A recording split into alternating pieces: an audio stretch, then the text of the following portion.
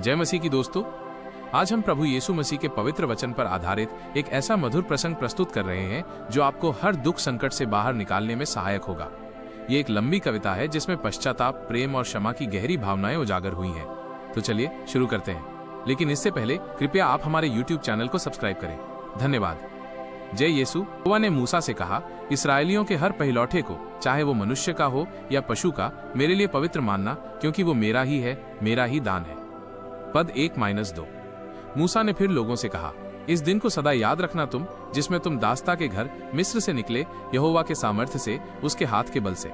इसमें कोई खमीरी रोटी न खाना तुम। पद 3। आबीब के महीने में इसी दिन तुम निकले हो, जब यहोवा तुम्हें कनान देश पहुंचाएगा, जहां दूध और मधु की नदियां बहती हैं। ये पर्व तुम इसी महीने मनाना सदा। पद 4-5।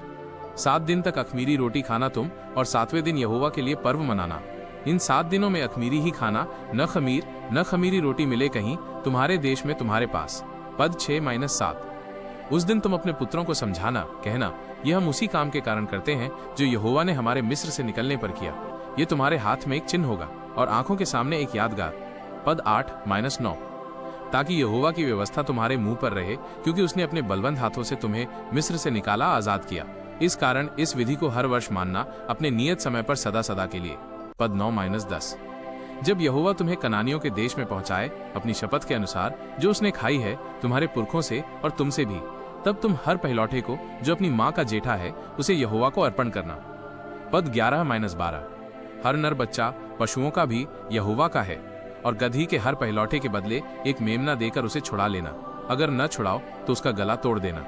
अपने सभी पहिलौठे पुत्रों को बदला देकर छुड़ा लेना तुम। पद 12-13।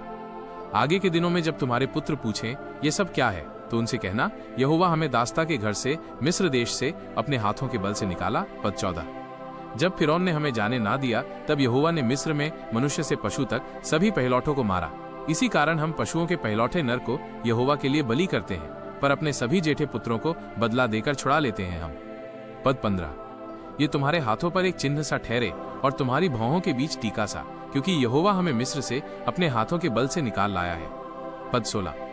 जब फिरौन ने लोगों को जाने की आज्ञा दी, पलिश्तियों के देश से छोटा मार्ग था, परमेश्वर ने उन्हें उस मार्ग से न ले गया। सोचा, कहीं ऐसा न हो कि वे लड़ाई देखकर पछताकर मिस्र को लौट जाएं फिर से। पद 17। इसलिए परमेश्वर उन्हें चक्कर खिलाकर ले चला लाल समुद्र के जंगल के मार्ग से, और इसराइली पांति बांधे हुए मिस्र से निकल गए, आजाद होकर। पद 18।